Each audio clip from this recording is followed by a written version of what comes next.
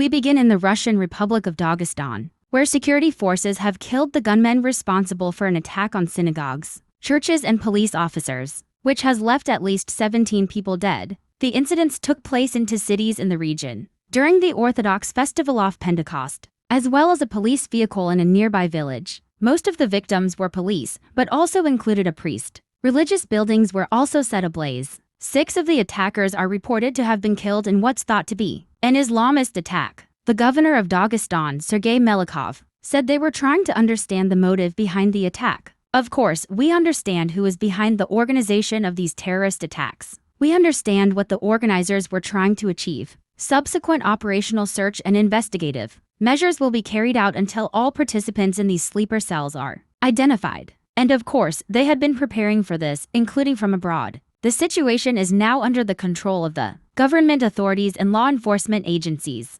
Earlier, Matthew Schmidt, an associate professor of national security and political science at the University of New Haven, told us who he thinks might be responsible for the attack. This is a region that has had extremist groups in it for quite some time. The most powerful one in this area has been something called the Caucasus Emirate. Its leaders have been successively killed by Russian security forces, so it's very unclear how much of that group exists and who they are with. But some portions of the group we know have pledged themselves to ISIS. But we don't know if it was ISIS.